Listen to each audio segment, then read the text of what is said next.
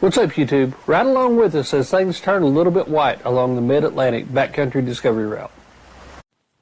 Coddiwomple Overland is proudly powered by Dan Cummins Off-road, home of the Lifetime powertrain. Also in part by Overland Vehicle Systems, Faster Flate, and Trail-Rated Coffee. Be sure to come out and say hi to us at the Moore Expo, April 8th through the 10th in Springfield, Missouri. If you're looking to support our channel, you can find all of our apparel at Long Creek Overland. When we left you on the last episode, we had gotten us a motel room somewhere in central Pennsylvania to stay away from the storms. The next morning we got up early, made our way back through Mittenburg and back on to the MABDR.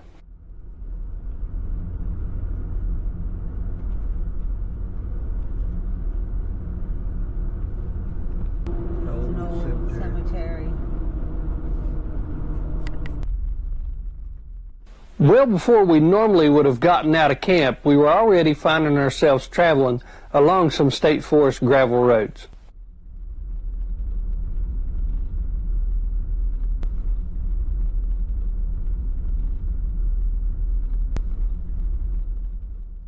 There are a couple sections along here that they consider hard sections. They're not real difficult in a four-wheel drive, but I could see them being a little tough on two wheels when it was greasy like it is today.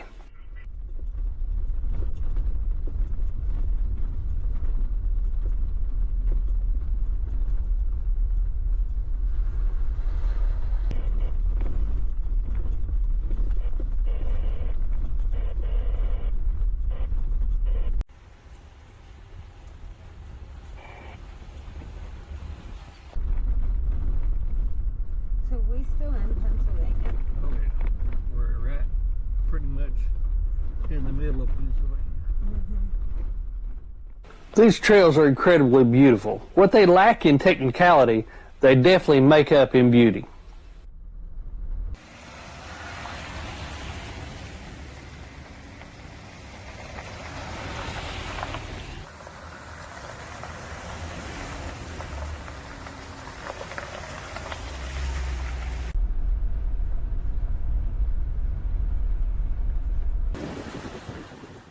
We couldn't get over the amount of old houses and homesteads that were littered throughout the woods here. They were all in pristine condition, and it looks as though you may be able to rent them. If somebody knows what's going on with these, please let us know in the comments.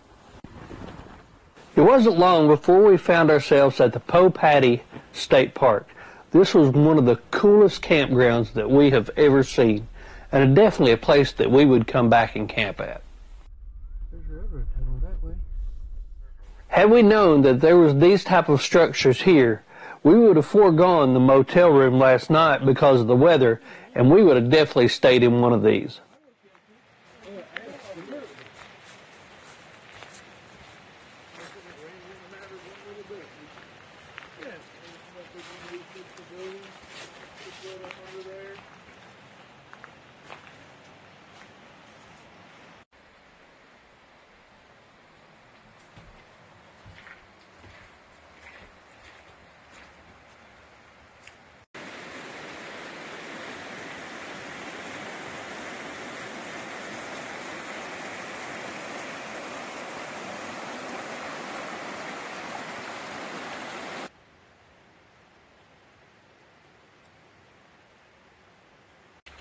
It's a camp.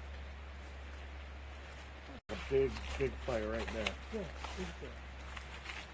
There's a spot.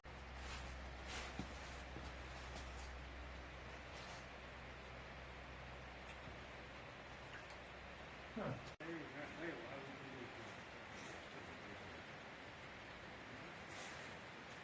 Oh, this is really nice. And this is really nice.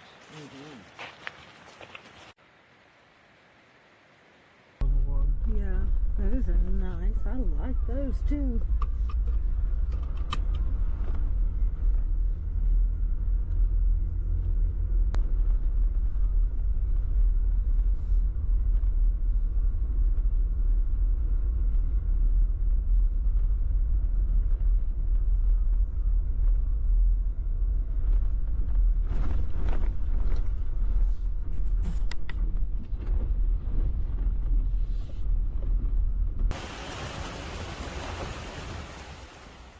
After checking out the campground and making our way along the creek, it was time to start climbing some elevation to see if we could get a better look of the area.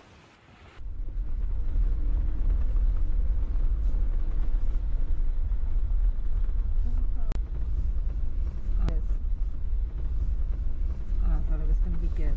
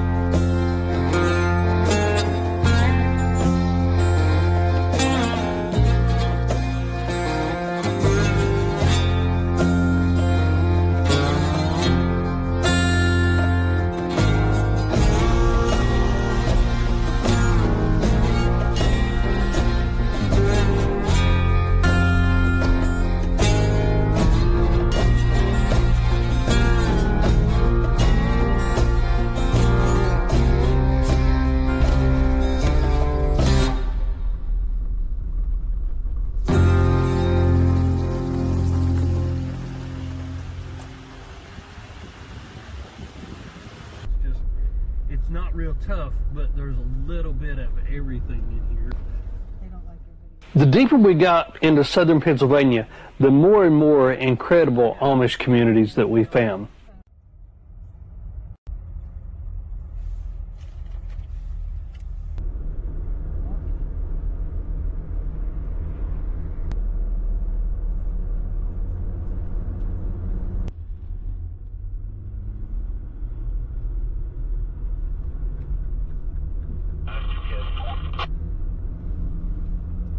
Yeah.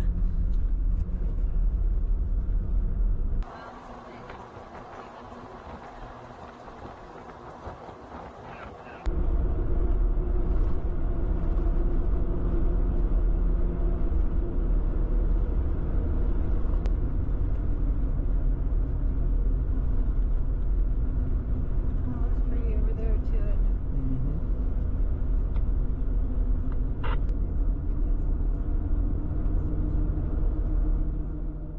One of the things we found ourselves doing more of on this trip than others was finding small local restaurants to eat at.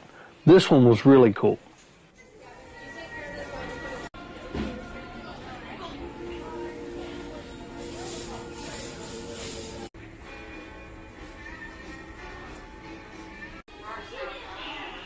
Yay! Oh yeah.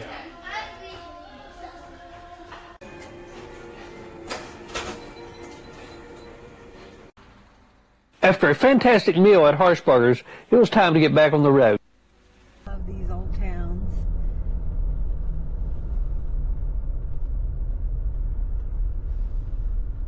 Them old railroad things down there. Little caboose things.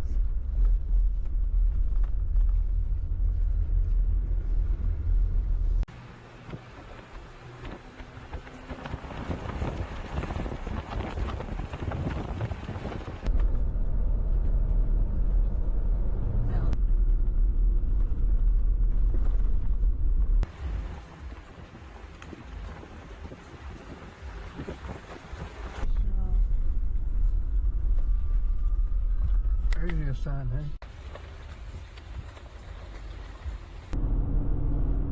Mansion Suites. Oh, here's Reed's Gap.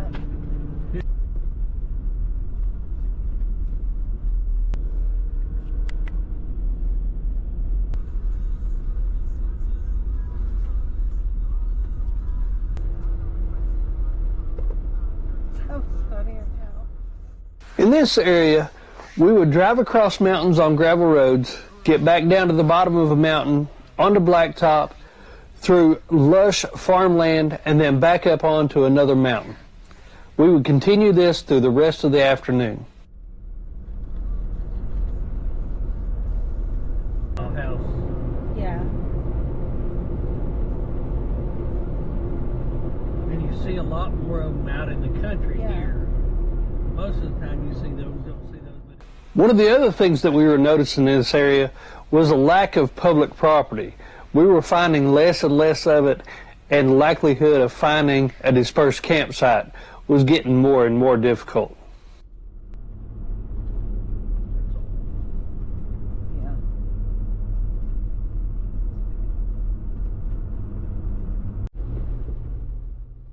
We ended up again driving into the night, but it gave us the opportunity to see some sights that you don't normally see while you're traveling during the day.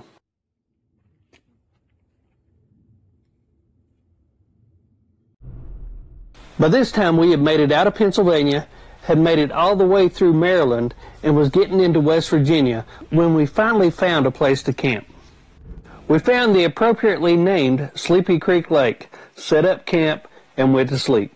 It would take us waking up the next morning to realize what a beautiful campsite that we had actually found. Sleepy Creek Lake is on a wildlife management area in northern West Virginia. It allows camping and is a pristine place.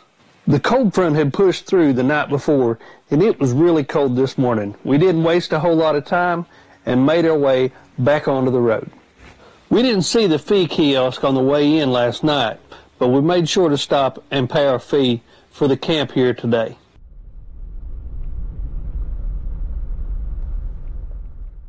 Since it was so cold and we knew we were fairly close to Berkeley Springs, we decided to hit another small town restaurant for breakfast.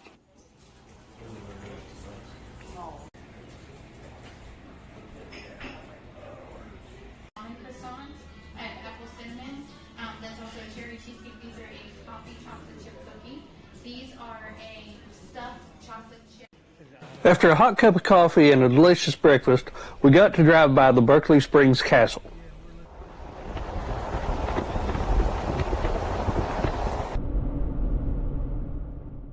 It looked like today was going to be another day of a lot of road driving.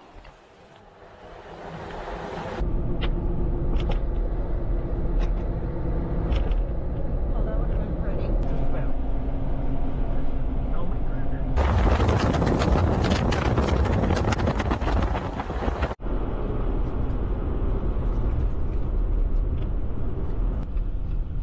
How about that? I'm on it this morning. You are on it. You're paying attention.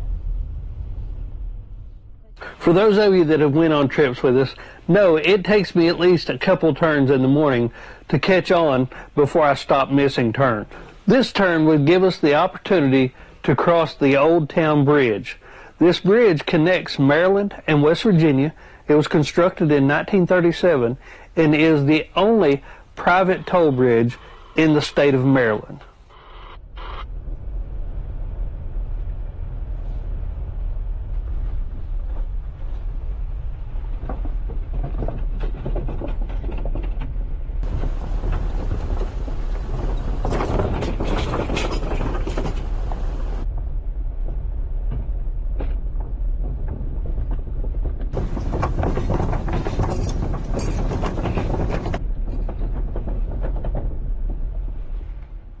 The storm that we had took shelter from a couple nights before had ended up dumping several inches of snow into West Virginia and Virginia. We hadn't seen any snow yet, but we had started seeing some brine that had been laid down on the roads.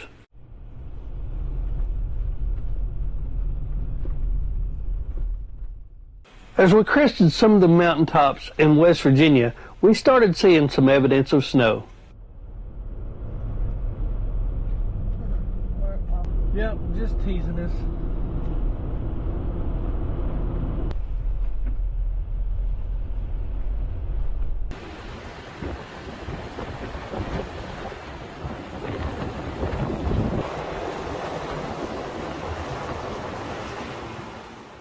The higher in elevation we would get and the further south we would get, the more snow we would see.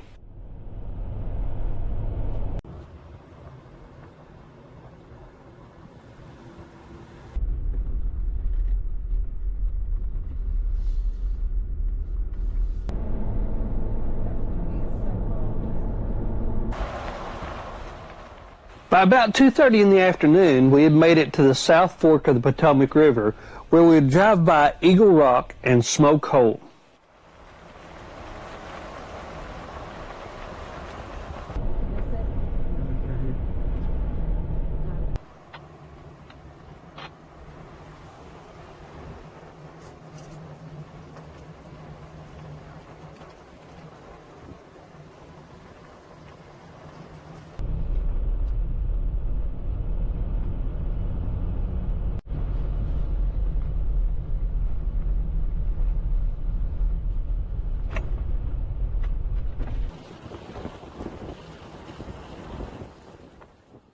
After we left the area of Smoke Hole on the Potomac River, we found ourselves back into some beautiful farmland again.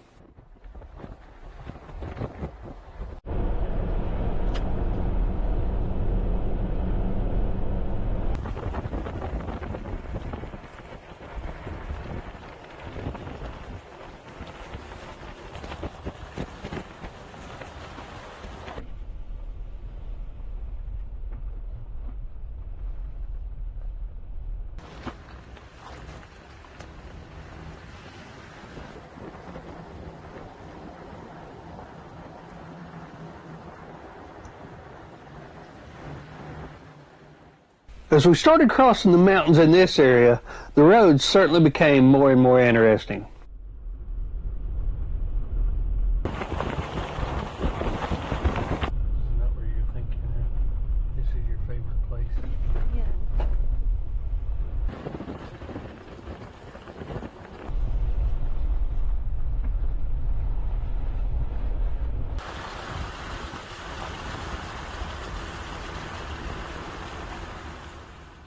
It was at this point that we had found our way not only into Virginia, but into the George Washington National Forest.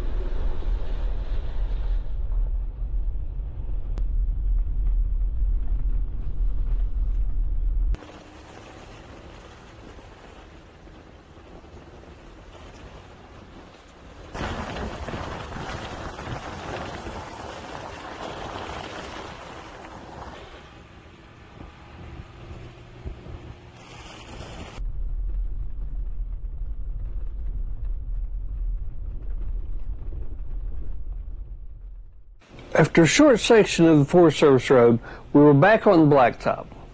We knew the sun was getting low in the sky and we had to find camp, but we couldn't pass up checking out the Brandywine General Store.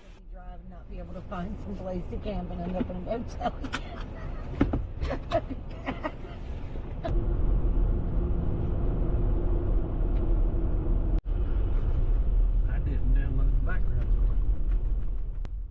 We once again found the sunshine fading into the sky and us still without a campsite.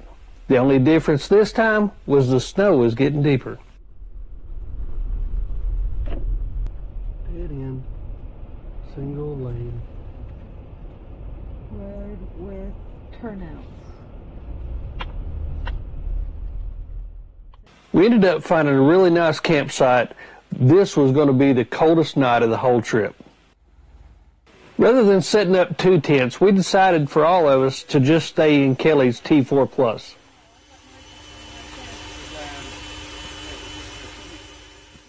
We managed to stay warm through the night, but yes, that's ice on my pillow where it was hitting the side of the tent. Deb's hair actually froze to the side of the tent. This morning would set a new record for us. When we got into the trucks, it was 11 degrees. Even with the cold, we couldn't have asked for a better camping experience, and the scenery was absolutely breathtaking.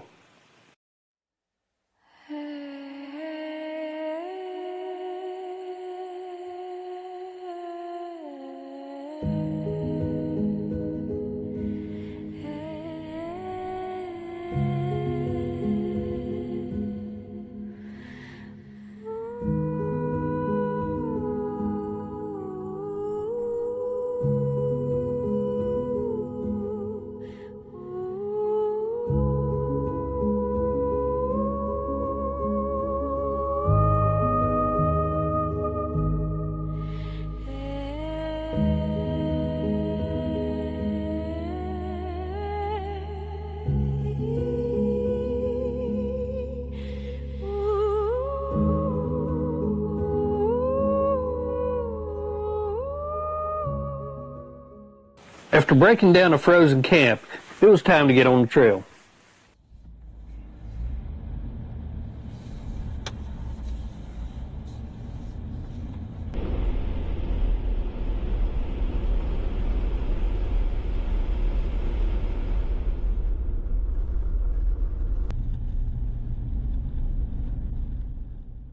I know a lot of you are probably wondering how we like the Gladiator. I got to tell you that we absolutely love it. In all of the vehicles that I've ever had, this is by far my most favorite. The build is not complete yet. We have a few more things to add, but when we do, it's going to be the ultimate overlanding rig for us.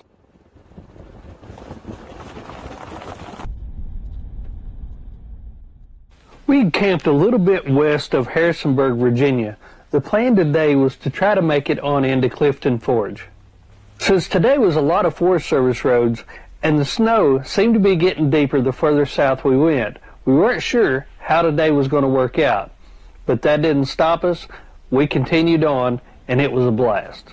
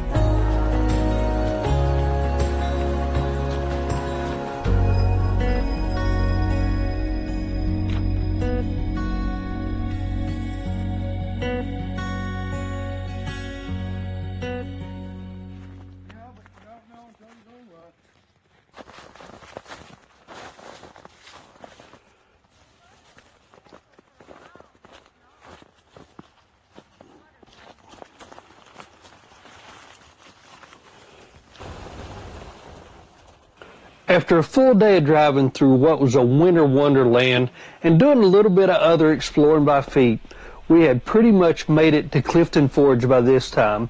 We decided to hit the interstate and make our way back home until the next time that we could get back over here and finish the Mid-Atlantic Backcountry Discovery Route.